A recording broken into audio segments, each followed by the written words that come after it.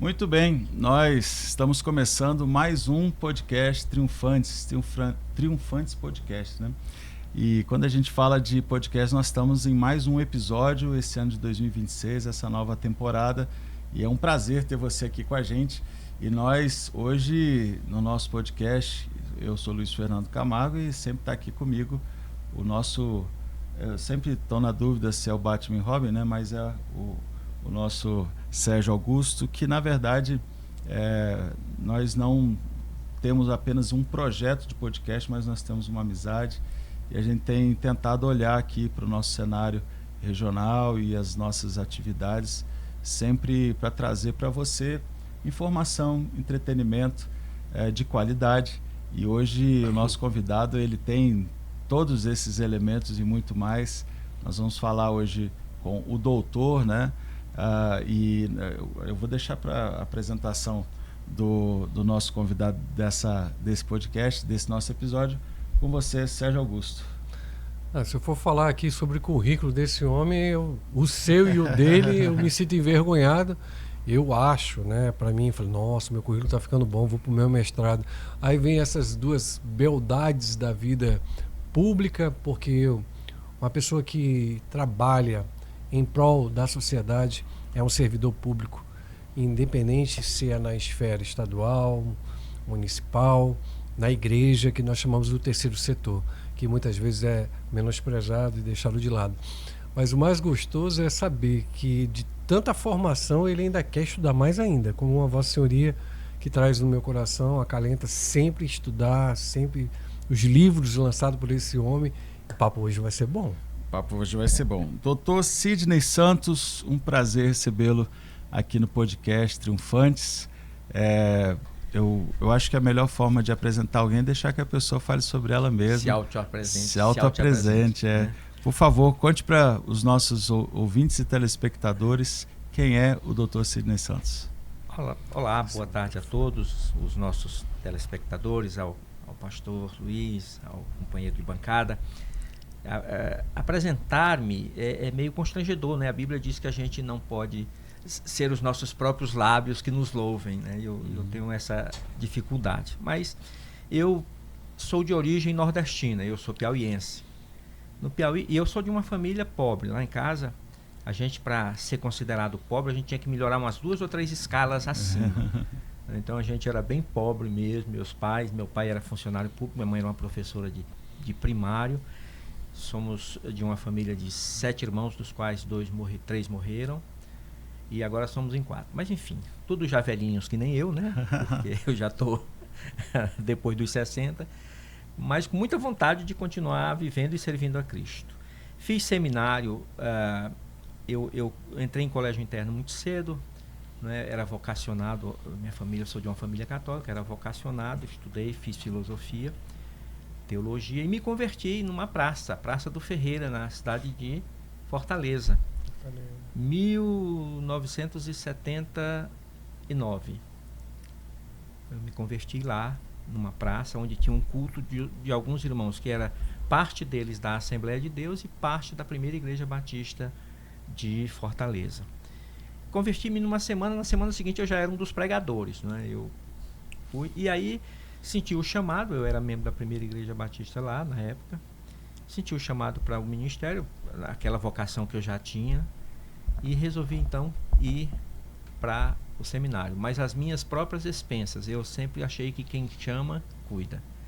Então eu não dependi de ninguém só para me indicar, porque eu precisava de uma referência, eu precisava da igreja. Mas eu fui... Não dependendo no sentido financeiramente, do sustento, né? não. Só tinha independência financeira. Tanto é que eu fui de carona, de Fortaleza a Minas. Meu pai. Pedindo carona, dormindo na rua, enfim.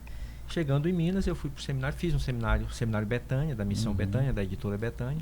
Quando eu cheguei lá, e eu cheguei movido por um desejo forte e pelo Espírito de Deus que me guiou até lá, aí o pastor, que era o pastor Léo Marc Lee Darby, hoje falecido, me recebeu e disse, olha, não tem vaga para você. Eu falei, como não? Deus me mandou para cá.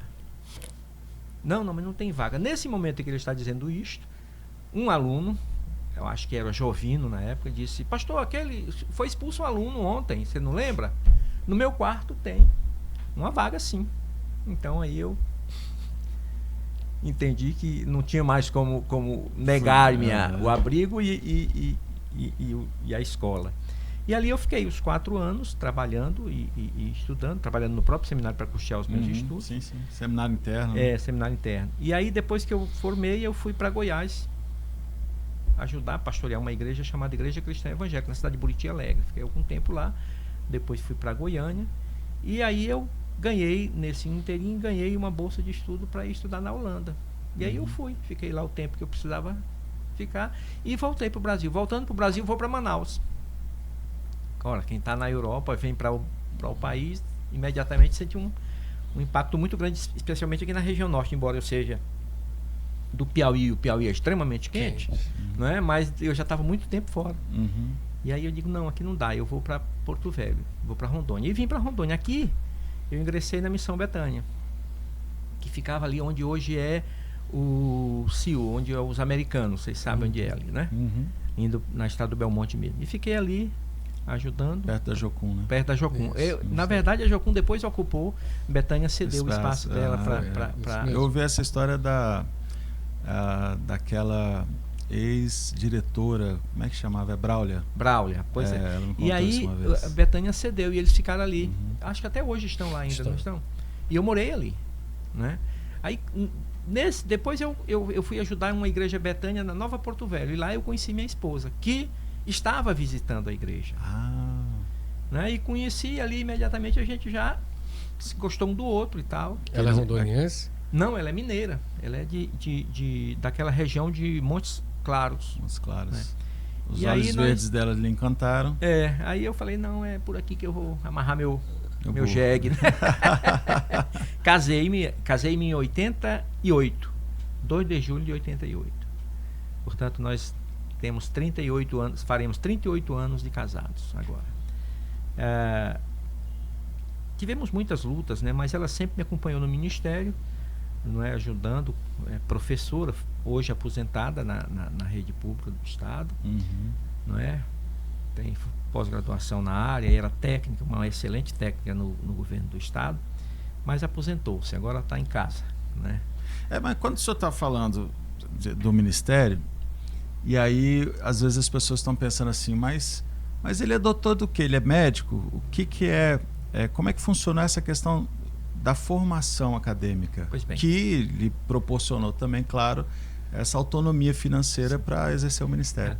Para eu chegar na compreensão de que o ministério integral não está relacionado a tempo que se dá à igreja, mas à disposição que se tem em servir, eu, pelas minhas experiências em algumas igrejas que passei, entendi de Deus que eu precisava, à semelhança do apóstolo Paulo e tantos outros ao longo da história da igreja, precisava fazer as minhas tendas para me sustentar e não ser pesado, no meu entendimento. Obviamente que eu não faço disto uma palavra para todos. Não é uma doutrina. Não é uma doutrina, é uma experiência pessoal. Claro. E aí eu pedi a Deus, eu digo, olha Deus, eu preciso me sustentar. E aí, pra você ter uma ideia, aqui em Porto Velho eu fui despachante, eu fui contador, sou corretor de imóveis, não é? Sou técnico em química. E aí eu digo, eu preciso estudar. Mas essa disposição de estudar, e aí depois disso eu formado em filosofia e sociologia, eu incentivando os filhos a estudar, eu disse, olha filhos, vocês precisam estudar. E meu filho disse assim, mas pai, o senhor fala tanto de estudar, por que o senhor não estuda? O senhor ainda é novo naquela época. Eu falei, então eu vou estudar, vamos fazer direito. Eu vou fazer direito. E eles foram e fizeram também. Eu formei primeiro do que eles, depois eles formaram. Aí depois eu fui estudando, eu fui fazer doutorado fora, na área do direito. E eu conheci um professor meu na área, no curso de doutorado, que ele tinha 90 anos e ele ainda estudava. Ele tinha alguns pós-doctor. E eu perguntei para ele, olha, Gado, por que estudas ainda se você já tem idade para estar em casa descansando? Ele falou, rapaz, se eu parar de estudar, eu morro. Porque eu fui detectado com Alzheimer aos 60. Imagina. Não é? E eu falei, rapaz, se ele tem essa disposição toda, é vergonhoso para mim estar parado. Existe uma expressão que se usa hoje em dia, que é o lifelong learning, né? Que é a ideia de você aprender sempre até o final da vida. A vida é um verdadeiro aprendizado. Exatamente. Aí eu fiz Aí eu fiz doutorado e depois eu fui estudando, eu fiz assistência social, eu fiz psicologia, aí eu fui fazer... e por último, nós estamos em 2026, 2025 eu terminei biomedicina. Né? Então, você não pode parar. E além das graduações, por que o senhor resolveu fazer os estritos sensos, né? Para mestrado, doutorado, pós-doc? É mais uma questão de crescimento na vertical, né? Uhum. Na horizontal eu já me dava por satisfeito, né? Uhum. Mas eu queria crescer também na vertical. Embora eu sou sou extremamente admirador dos escritos de Olavo de Carvalho, e ele não tinha doutoramento nenhum. Nada. E desconheço alguém contemporâneo que foi tão bom filósofo quanto Olavo de Carvalho. Eu não me lembro, mas o professor Olavo, ele chegou a se formar em filosofia? Eu acho que nem a graduação de filosofia não tinha graduação, não tinha. Tanto é que ele tinha uma rixa grande com a academia, com a academia e com aquele professor que é também repórter, o Vila. Uhum. Eles tinham uma rixa grande, porque o Vila pedia para ele apresentar o doutorado dele. Ele falou, você tem doutorado e você não tem tanta competência. E o Olavo de Carvalho... a relevância, né? Um compêndio de escritos extraordinários. Que às vezes você tem pessoas que têm muita proeminência, mas pouca relevância. Exatamente. Né? E o Olavo de Carvalho foi esse cara. Uhum. Então, eu resolvi dizer, não, eu trabalho no meu escritório, então eu tenho tempo de sobra. Uhum. E eu tenho um problema de insônia, então tem mais tempo de sobra ainda. Tempo de sobra ainda. E eu preciso fazer desse tempo de sobra alguma coisa útil, né? E aí eu escrevo. E aí eu vou escrevendo, seja um artigo para um jornal, eu tenho uma coluna no Madeirão, né, um jornalzinho.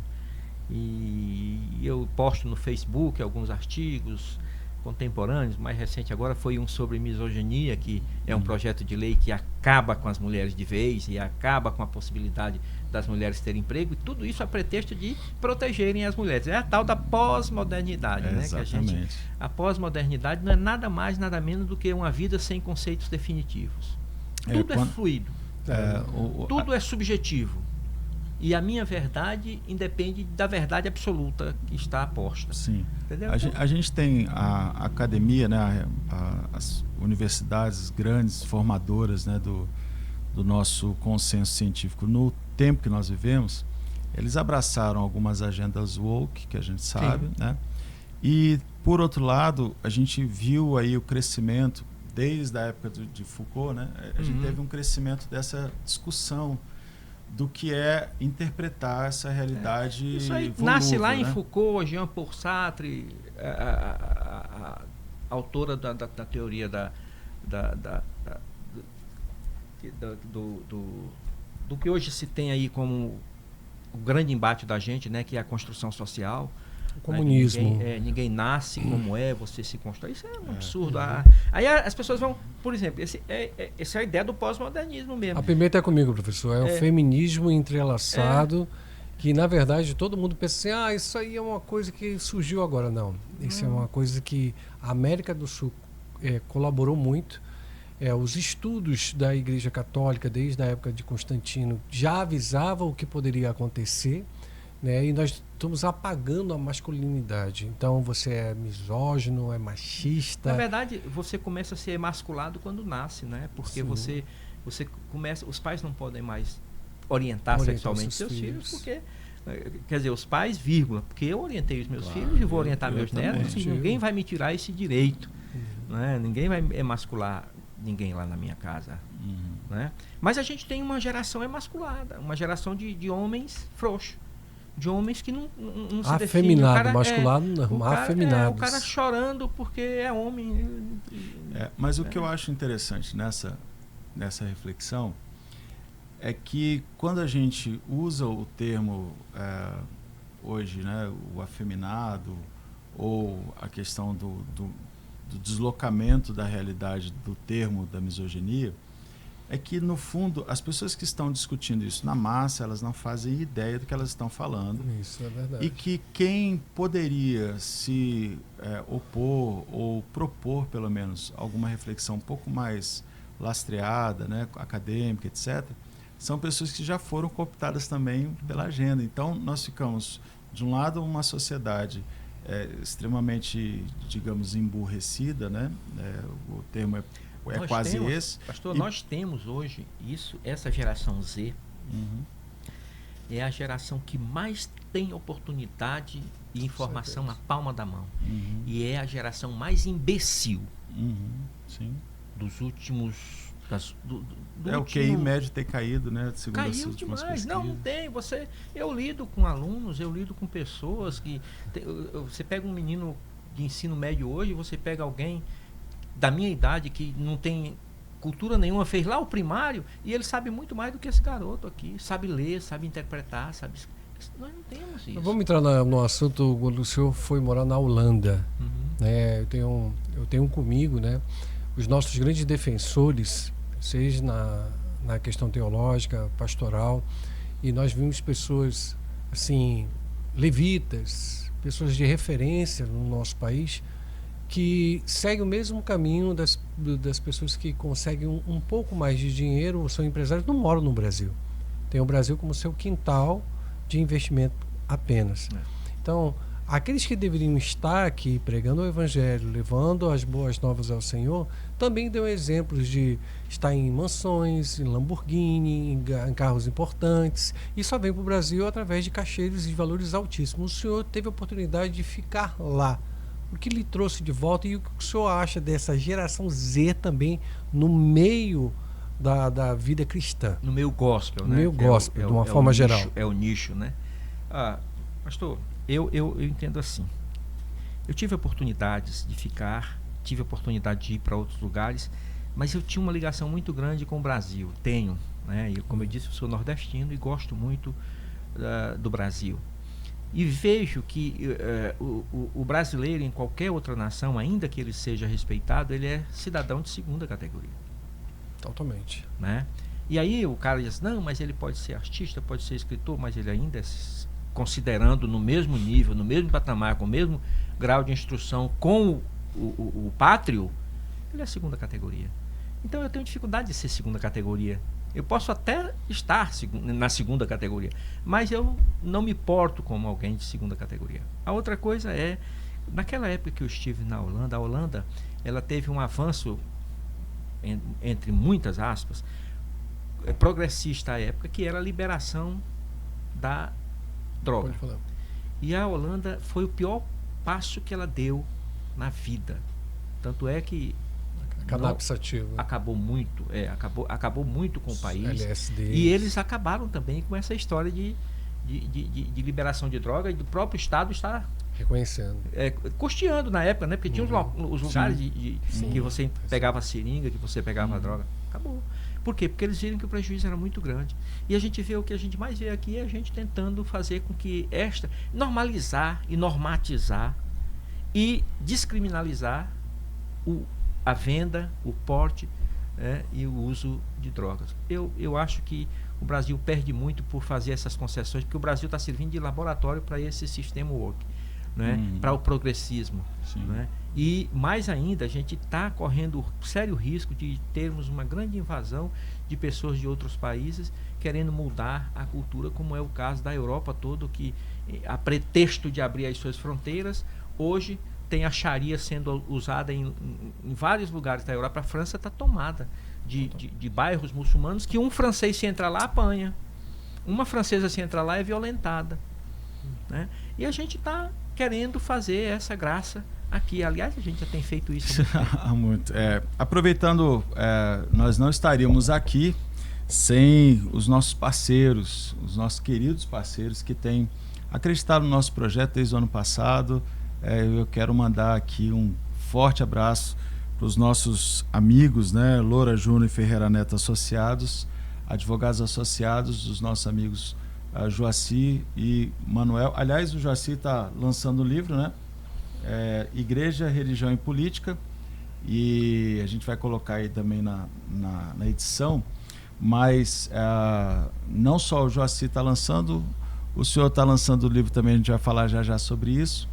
E são pessoas que têm acreditado na gente, de fato, né? Assim como o vereador Adalto de Bandeirantes. Um abraço para você, nosso amigo também, que lá atrás, quando todo mundo dizia, rapaz, você fazer podcast, esse negócio de podcast e tal, não dá dinheiro. A gente falou, mas não é pelo dinheiro.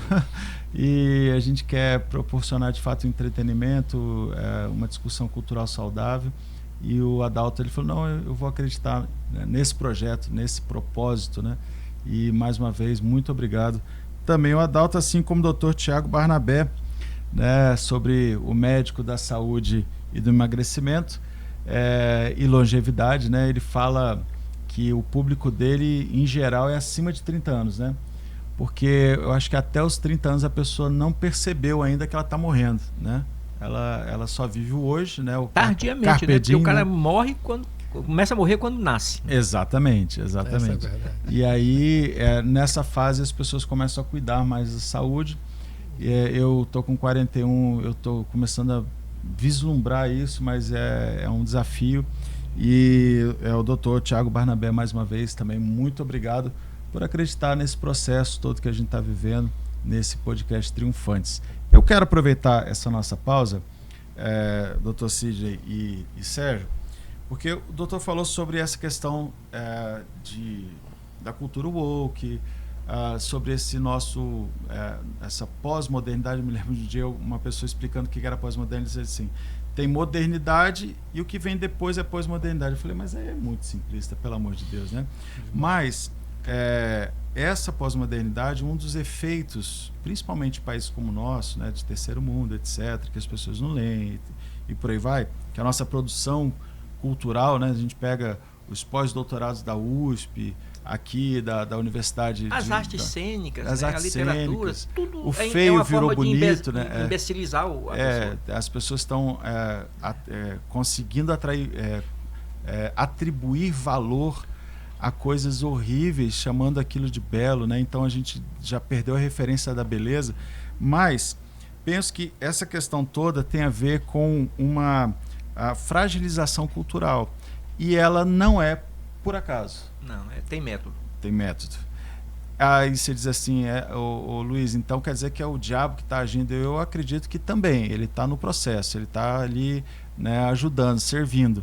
Mas é tão óbvio, né, que a sociedade, quando ela vai sendo segmentada, fragilizada, quando a gente vai tendo essa questão dos valores, né, sempre volúveis, isso é uma porta aberta imensa para a gente ter uma mudança cultural. E, como o senhor disse, fragilidade vai fazer o quê? Com que outras ideologias, com que outras profissões de fé contrárias a toda a construção do nosso país tomem.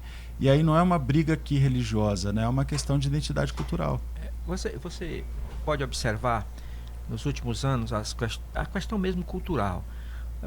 Tivemos muitos embates políticos, por definição, com relação a essas coisas.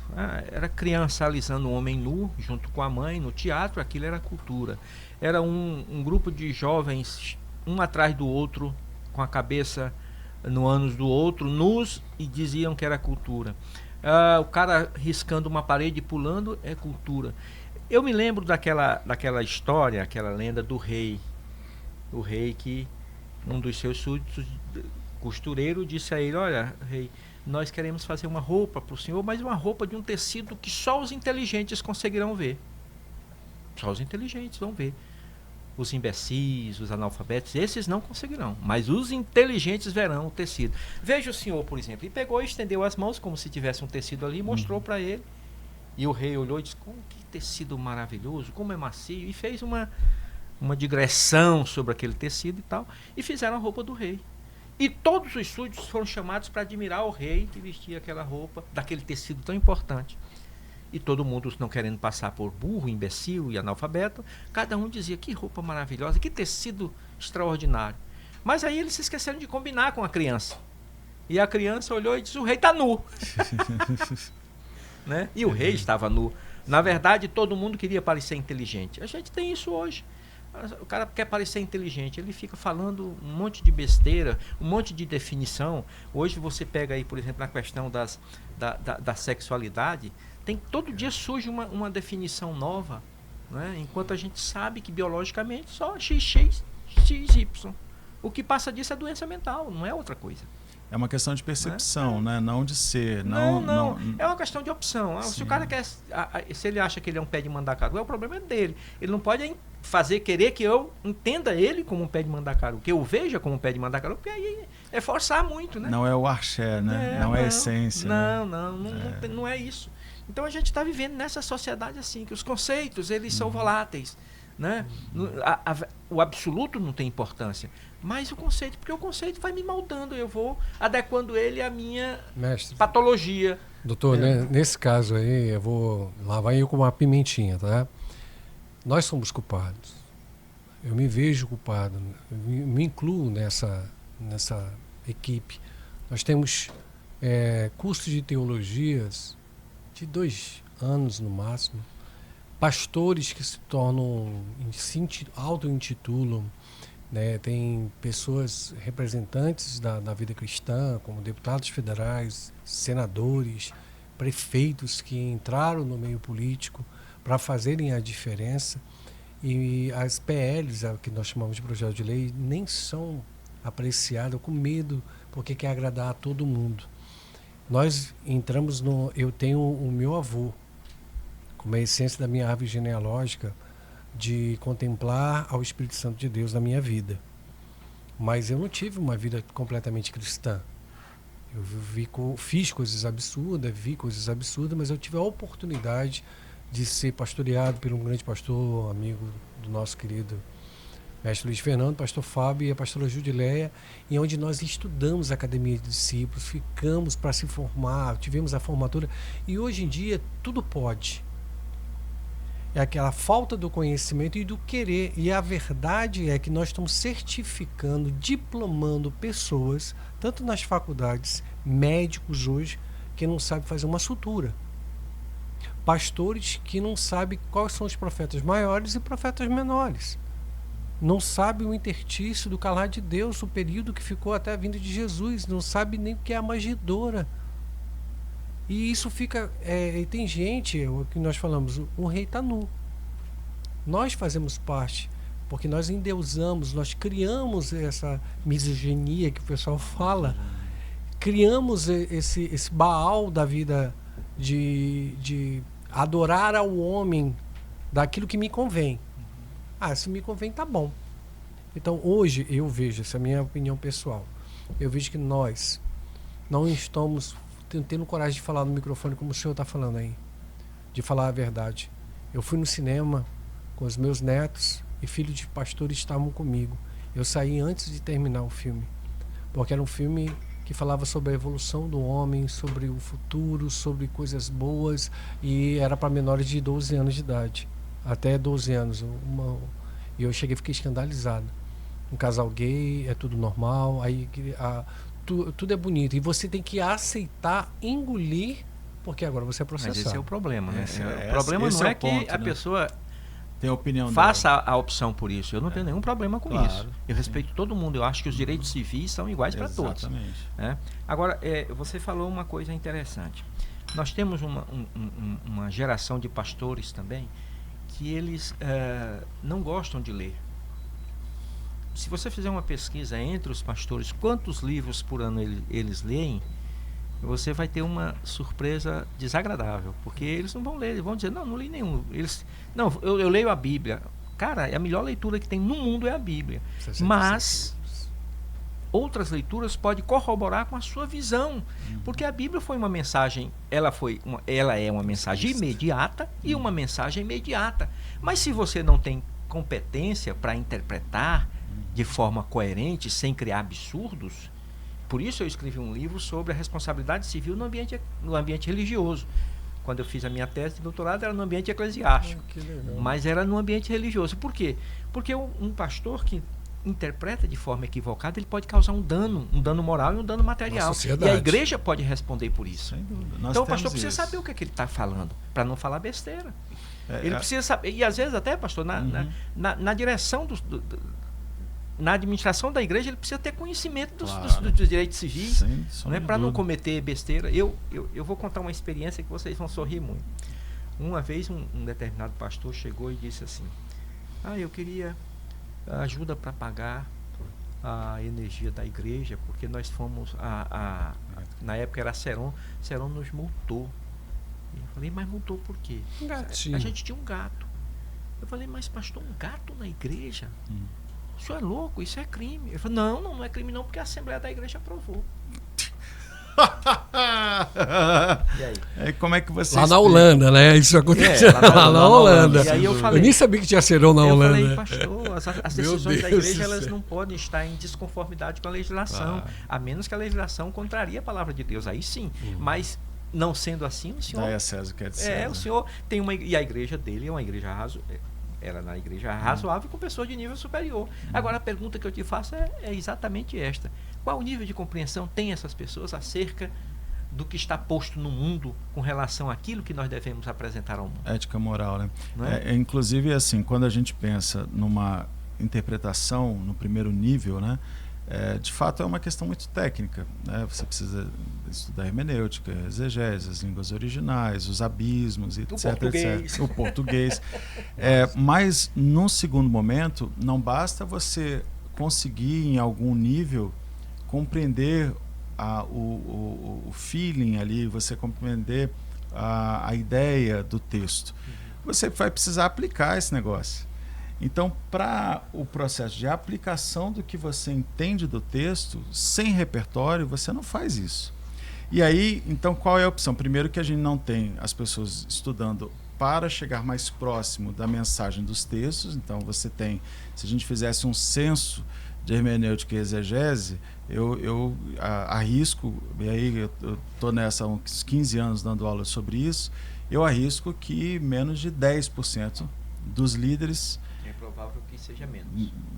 Talvez até menos, eu estou sendo generoso. Menos de 10% dos líderes, eles têm qualquer proficiência em hermenêutica e exegese. É a primeira questão. E a segunda é, por falta do repertório, daqueles que não leem, naqueles que conseguem, ele vai ter dificuldade também da aplicação. Então, se ele tem a matéria-prima ruim e ele aplicar sem conhecimento, ele vai ser sempre só um papagaio de repetição, descolado da realidade, né, do que a gente vive, inclusive no Brasil. Pacto de Lausanne, ele fala sobre essa ideia de, apesar dos problemas que houveram lá, mas uma tentativa de aproximação do evangelho, que era, naquela época, na década de 70, o pensamento teológico ele estava preso na Europa e em alguns lugares, em alguns momentos nos Estados Unidos. Ou seja, nós estamos falando de sociedades extremamente evoluídas, de lugares que não tinham os problemas miseráveis, né, as mazelas que a gente tem na América Latina, por exemplo, e aí chegaram os teólogos latino-americanos e tentaram propor que essa reflexão ela precisa caber no nosso dia a dia. Só que sem repertório, como é que você faz caber no seu dia a dia? Não tem como. E aí, mais ainda, pastor, hoje a gente vive uma sociedade extremamente doente e doenças psicológicas, né? Nós temos as patológicas e a psicológica também é uma patologia. E a igreja precisa estar preparada para tratar com isso. Nós temos, embora o mundo tenha evoluído, e evoluiu-se também até na questão criminal, por exemplo, o homossexualismo era tratado como uma parafilia, como uma doença mental. Tinha um CID específico. Não tem ainda. Para quem não sabe, o CID é Código Identificador de Doença. Nenhum momento aqui o doutor está colocando como se isso não existisse. Existiu. Tanto e em relação também às crianças hoje que são no nível de equiparação das atípicas, também tinham o seu CID. Sim. E as pessoas não aceitavam de maneira nenhuma. Houve uma mudança, uma evolução, mas era radical o CID em relação... E era só com o homem, não era o do homossexualismo feminino. O CID era só prescrito para homem. Era mais discreto. Agora, veja bem, hoje nós temos... Eu tenho um livro chamado Parafilias, Igreja e Sociedade Atual, que a gente trata desses temas, por exemplo. A gente trata da pedofilia, a gente trata da gerontofilia, a gente trata da necrofilia, todas essas... O que é gerontofilia? Não sei o que Sexo com velhos. Sexo com o idoso? O idoso. Como que chama? Gerontofilia. Nunca tinha ouvido falar. Tem com morto? Não. Necrofilia. Necrofilia. E tem outras. Rapaz, é uma infinidade. Pra você ter uma ideia. Mas é no sentido de uma doença como matar, um impulso, ou é uma... É perversão, pastor. Porque a gente traz... o mundo, por exemplo, ele traz de forma bem-humorada. Tudo é explicável. Tudo é explicável. Digo assim, tratam de forma bem-humorada, tentando amenizar a situação com aquela história do velho da lancha. basicamente todo mundo isso. tenta romantizar tudo, né? Claro, Você vê quantas novelas já apareceram aí nas TVs abertas, glamorizando a prostituição. Uhum. Mas esquecem de falar o outro lado da prostituição. Você lembra das propagandas de cigarro antigamente? Sim. Marlboro, o cara é sucesso, ele tem um carro bacana, muitas mulheres em volta dele, muito dinheiro no bolso, um cigarro na... Mas esqueceram de depois filmar ele com câncer de laringe, de boca. Né? Então a gente tem isso. E o que se tem, na verdade, com relação aos costumes, né? A essas parafilias vinculadas porque parafilias do grego é perversão. Todos nós temos perversões, naturalmente. A perversão passa a ser prejudicial e ser crime quando ela não é consentida. Ora, se você está com uma pessoa no quarto, não importa aqui a condição sexual dela, mas se igualmente vocês concordam em tudo que estão fazendo ali, estão de comum acordo, não há problema nisso. O problema reside exatamente quando um discorda, porque aí já é forçar a vontade. O crime consiste nisto. Obviamente, com relação aos vivos. Uma pessoa pega uma senhora já de idade, ela em consentimento com ele, e tem uma relação consensual de sexo, não é crime nenhum. Mas se esse cara pegar essa senhora e forçar ela, como a gente vê em muitos casos por aí, numa relação, ele cometeu um crime de gerontofilia. Não é? E ele é uma pessoa que tem um problema psicológico que precisa ser tratado. Sim. A outra coisa que é a minha grande discussão é o seguinte, pastores. Nós temos aí muitos crimes sexuais sendo punidos penalmente.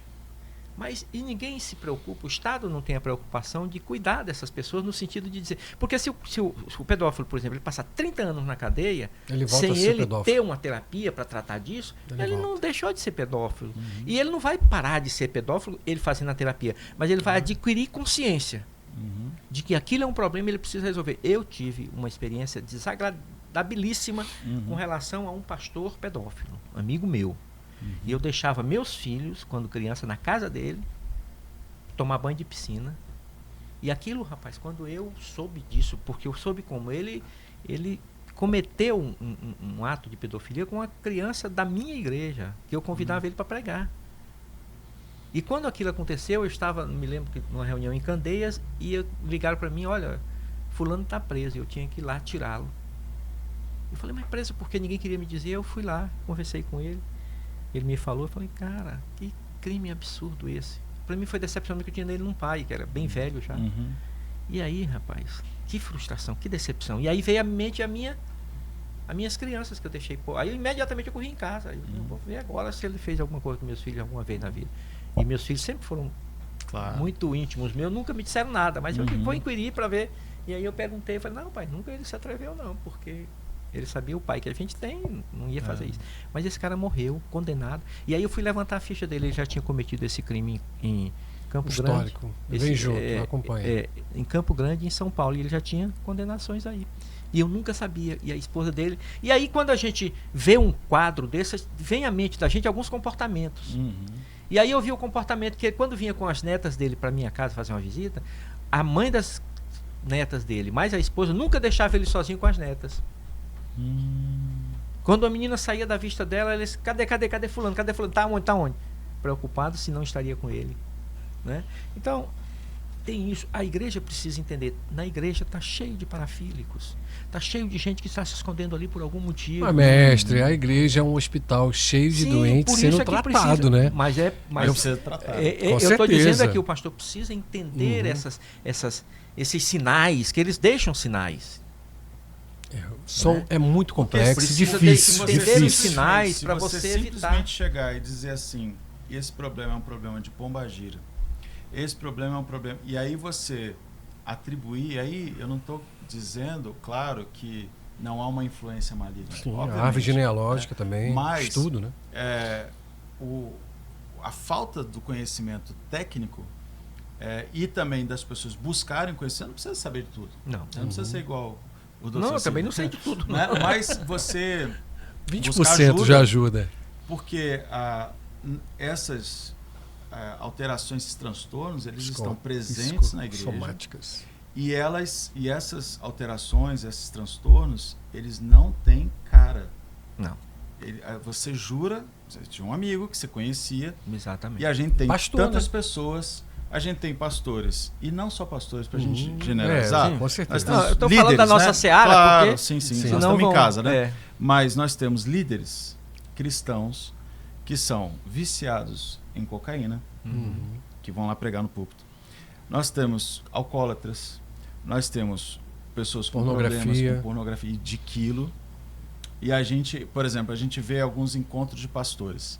Aí o cara fica cantando 2 horas, o outro dá uma palestra de coach e não sei o quê. Ninguém trata do cerne da questão.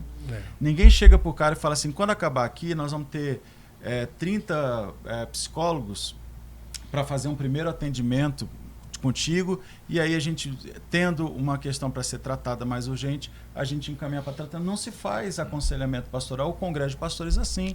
Na CEPAL mesmo, né? Se elitizou, né? Os escolhidos. É porque não há interesse de tratar, porque tratar esse tipo de coisa dá muito trabalho. Dá muito trabalho, mas aí eu vou falar de ferramentas, se os mestres me autorizam, né? Eu fiz EIFAL, lá do Pastor Cote, maravilhoso, fiz mergulhados, fiz na Jocum cordas, então são ferramentas que a igreja, né, nós estávamos falando agora, abrilhantando, o pastor Eibe, também um trabalho muito bonito com as células, onde você tem aquele momento mais próximo da sua liderança, do testemunho pessoal, onde você se sente mais em paz, do que você está ali num espaço de 600 pessoas. Você quer parecer com o que está do seu lado, mas o seu ser interior, ele não muda. É a questão de caráter, mas a convivência, ela vai lapidando as pessoas. Sim. Mas o que me deixa muito triste é o novo convertido. Me colocaram para ser, por ser policial, me colocaram e ter me envolvido com drogas, principalmente o alcoolismo. Eu tenho um vício que eu ainda estou me libertando, mas creio que em nome de Jesus, antes de morrer, eu vou me libertar, que é o pior vício do ser humano, que é a soberba. Essa é uma das que nós precisamos tratar, seja na vida profissional, espiritual, de um modo geral, porque quando você pensa que aí você está fadado à queda. E me colocaram de frente para... Não tinha ninguém. Bota o Sérgio, o diretor de centro de recuperação, para lidar de frente. Deus é tão cauteloso. Mas às vezes, Sérgio, não tão é porque cauteloso, não tinha ninguém, né? é porque você tem os requisitos necessários. Quem melhor pode aconselhar alguém que passa por esse problema, senão alguém que já passou por esse problema e superou? Mestre, eu sou filho de militar, sou militar, venho de uma geração militar. E sempre aprendi a ser, eis-me aqui, envie a mim, Isaías. Só que eu acabei de falar e retorno a falar. Eu era um novo convertido. Tá. Eu fui levantado líder de célula com menos de 1 ano. Então é precipitação, são né? essas prerrogativas da o igreja. neófito, né? Aí quando nós vamos falar da exatamente, exegese, o que é o texto e o contexto. Sim. Quando você traz para uma realidade de cultura cristã, você mata os seus. E ele pensa que está plantado. Só que ele não está em raiz solidificada. Ele está na rocha, mas uma rocha que vai ser fadada, que foi lançado e os pássaros vão vir pegar. Dependendo dessa jornada, dessa caminhada, essa árvore, essa liderança nova, ela pode amadurecer, que é o seu caso, e você está fazendo essa crítica hoje, ou você pode só sobrar, né? Que é desistir, porque o peso é muito grande. Eu tenho uma preocupação muito grande exatamente com relação a líderes. Eu acho que o líder, a maturidade não está vinculada à idade, mas está vinculado a experiências, né? Agora, para ter experiência, você tem que ter idade. Não dá para desvincular. Né? Ninguém, por exemplo, eu tenho 64 anos. Caramba, 64 anos é ano pra caramba, rapaz. Um carro com 64 anos não presta para nada. Não é verdade? É peça de museu. Né? Mas está valendo muito hoje. Um carro de 1934 vai estar valendo quanto? Vai valer muito. Mas assim, do ponto de vista de uma série de coisas, ele fica mais afeto à peça de museu, à peça de decoração. Né? Então assim, mas tem uma história. O cara vê aquela peça lá, mas ninguém valoriza pastores mais velhos. Você vê que a juventude, ele quer um pastor que está pulando, que tem toda a energia, que queira fazer retiro espiritual, que queira isso. A gente não tem eu não tenho esse pique mais. Eu fiz retiros poucas vezes, rapaz. e retiros grandes, com temas instigantes. Mas aí a gente tem aquela questão, ao mesmo tempo que a gente não valoriza as pessoas que têm mais experiência, a gente também às vezes percebe que há uma confusão entre idade e experiência. Sim. Eu fazer 100 vezes a mesma coisa não quer dizer que eu tenho experiência naquilo. Não lhe torna experiente, então, não. Para eu ter as experiências, né, eu preciso passar pelas circunstâncias, mas ter o respaldo técnico, intelectual, para poder achar e identificar essas experiências, conseguir entender como eu posso aplicar elas, e aí sim haver um processo de maturidade. Porque a gente também tem um monte de gente que é líder, e só porque é mais velho, né, às vezes gosta de dar alguma opinião, algum tom para alguma coisa de que ele não entende. Daquilo que eu ele não gosto entende. muito de citar um ditado que diz assim,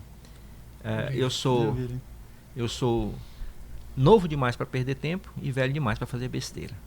Né? Então, eu ainda me considero assim. E assim, pastor, nós temos como liderança que ter essa percepção do todo.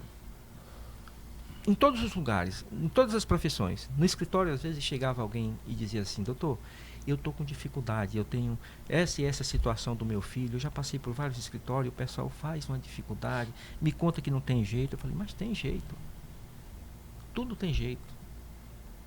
Porque às vezes as pessoas não querem que aquela solução dela seja a solução, não querem uma solução, ela quer a solução dela, e a solução dela não é viável mesmo. Mas é preciso que alguém explique isso, que diga isso de outra forma. Né? Quantas vezes alguém chegou lá angustiado com um problema que era, segundo ela, intransponível, porque já passou em tal escritório. Pronto para cometer suicídio. Pronto para fazer uma besteira. Eu falei, não, mas vamos resolver. E se resolve, às vezes, administrativamente, com a conversa, sabe? Um abraço. Com atenção, né? Com atenção. Bom, nós vamos fazer aqui na edição, vão passar as capas dos livros, né? Mas eu queria, como a gente falou no off, né? Que o senhor fizesse aí pra gente uns 3 que o senhor acha não mais importantes, porque todos são, óbvio, mas que o senhor entende que para esse tempo são reflexões importantes. Então eu vou acrescentar. Eu quero aquele que o senhor olhou para ele, terminou e falou assim, esse sou eu. Então eu vou falar. Eu recentemente levantei na plataforma um livro que é uma reflexão sobre a morte. Forte, hein? Chamado Depois do Último Sopro. Meu Deus. E eu trato exatamente dessa questão porque a gente normalmente vê a morte como um fim. E a morte não é um fim. A morte é uma oportunidade que a gente tem extraordinária de se ver no outro lado. Então, quando a gente pensa nisso, muita gente entra em pavor. Quando eu penso na morte, eu penso num lugar muito tranquilo. Eu penso numa situação muito confortável. Né? E, embora os livros que eu tenho publicado não sejam de cunho eminentemente evangélico, mas eu não posso deixar de ter esse viés em cada escrito meu. Claro, não é? Porque a ideia não é, neste momento, evangelizar no sentido institucional, mas evangelizar colocando a palavra de Deus como um conforto, como uma instrução. Né? Se você leu A Pele do Juiz, cada texto, eu vou falando como agiu os juízes, por exemplo, lá no Antigo Testamento, qual era a posição deles, porque eu trago essa reflexão. Então eu tenho esse Depois do Último Sopro como um livro que eu gosto muito, muito mesmo. Mas eu escrevi, porque os outros são mais voltados a críticas, e alguns que eu não lancei ainda, que eu estou escrevendo que é na verdade, já está pronto, eu ainda não publiquei, mas é o Manual do Velho Rabugento, que eu conto sobre a minha velhice, né? Tu já deixou assinado, quando eu morrer, lança no outro dia. Mas é uma história da terceira idade mesmo, né? Lógico que tem um pouco de ficção, cara. Mas eu trato ali das minhas experiências nesse momento. Porque envelhecer é muito bom. Né? Envelhecer é a melhor coisa do mundo. Né? Aí você diz, mas envelhecer você adoece? Mas se não quer adoecer, você tem que morrer no nascedouro. Né? Porque depois que nasce, você tem todas essas intempéries para sobreviver. E aí eu tenho também esse livro de parafilias, que eu acho que é um livro que pode dar uma grande contribuição. Esse está mais voltado para a igreja, para a liderança, tratar dessas questões que são psicológicas, que são essas experiências desagradáveis. Esse livro que está aparecendo na tela. Parafilias, O que seria parafilias, para ter um entendimento mais... No grego, perversões. As perversões da mente, né? As perversões. Meu Deus, forte, hein? Então... Doutor, nós estamos chegando já no finalzinho do nosso podcast e eu acho que é importante a gente caminhar nesse final. Se a gente pudesse, ficaríamos horas, né? O dia que a gente foi sentar para conversar, nós ficamos horas, eu olhei. Mas o que o senhor deixaria, né, para o pessoal que está nos assistindo, você que está aí participando do nosso podcast, que você acompanha os episódios, né? Mais uma vez eu queria agradecer, né, o doutor Loura Júnior Ferreira Neto, advogados associados, ao vereador Adalto de Bandeirantes e ao doutor Tiago Barnabé, os nossos parceiros. Nós estamos aqui nesse ambiente maravilhoso da Estúdio, né, do nosso querido Alex, que faz parte de tudo isso aqui com a gente também. Mas o que o senhor diria que é mais urgente para esse tempo que nós estamos vivendo? Qual é a principal reflexão que o senhor pensa hoje aqui para a nossa sociedade brasileira, rondoniense? Qual é a principal reflexão como cristão? Que talvez assim, está todo mundo olhando para cá e tem um negócio aqui que ninguém está falando. Eu costumo usar uma expressão em latim. Non sum solus etas veritas mecum. Não estou sozinho, a verdade está comigo. Que verdade o homem pode ter para toda a sua vida, senão aquela que está escrita em João 8:32? E conhecereis a verdade vos libertará. E quem é esta verdade? Esta verdade é Cristo. Independentemente de que igreja a pessoa esteja congregando ou não estando congregando, mas o fato é que recusando, negando ou se escondendo, não vai mudar essa verdade. Ela existe e nós haveremos de nos confrontar com ela na eternidade. O salmista, ele fala: como a luz da aurora vai brilhando cada dia mais e mais, a verdade do evangelho sempre vai sobrepor qualquer treva, qualquer dificuldade, qualquer problema. No fim das contas, o que o mundo precisa é de Jesus. Jesus. Né? Sempre. Pra gente, olha, tire Jesus da jogada, tire a palavra de Deus da jogada, e tudo que a gente luta todo dia para combater toma um volume muito grande. Já está um volume muito grande porque tem tentado. Desde que o mundo é mundo, e eu tenho outra agora e eu vou falar para vocês. Eu estou escrevendo um livro contestando a ideia de Rousseau, que ele diz que o homem é bom. O homem nasce bom, mas a sociedade é quem o corrompe. O homem não nasce bom. O lobo de si mesmo. O homem não nasce bom. Não é? Nenhum homem nasceu bom. O homem nasce ruim e continua sendo ruim até que Cristo seja o Senhor da sua vida, para ele, em Cristo, ser alguma coisa boa. Amém. Perfeito. E aí, como é que as pessoas acham o senhor na internet? Eu tenho uma página chamada, é o meu nome completo, José Sidney Andrade dos Santos, sem nenhuma letra ausente, né? .com.br. José Sidney Andrade dos Santos. A tela, o livro. A gente vai colocar, vai colocar também aqui na edição o link, né? Para as pessoas poderem acessar. Então lá, você pode adquirir todos os livros, e-books, né? Estão lá, me ajude, né? Ajude um escritor a não passar fome. No Brasil é mais ou menos isso, né? Maravilha. Sérgio, e aí para a gente caminhar para o final? O senhor traz uma paz, uma essência, o ambiente muda, isso é muito importante. Mas quem é essa criança aí? É meu neto. Não, estou falando de ti. Sabe por que eu falo de ti? Porque em 2 Timóteo diz: procura apresentar-te a Deus aprovado, como obreiro que não tem do que se envergonhar e que maneja bem a palavra da verdade. Então o senhor tem a pele do juiz. Hoje o senhor ainda está procurando apresentar-te a Deus. Cada letra, cada momento.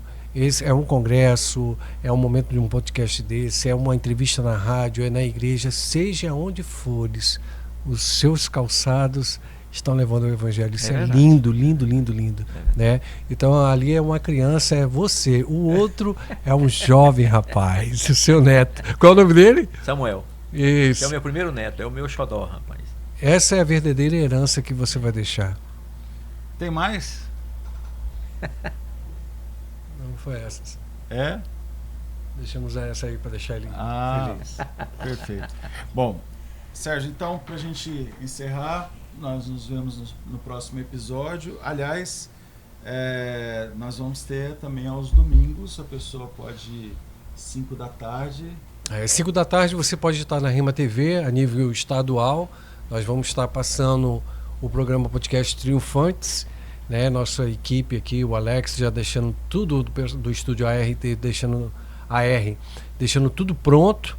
E logo também vai ter boas notícias via rádio, porque está no coração do mestre Luiz Fernando. Nós tentamos manter ele, o negócio é tempo, né? Ele falou que teve uma reunião hoje 5 horas da manhã.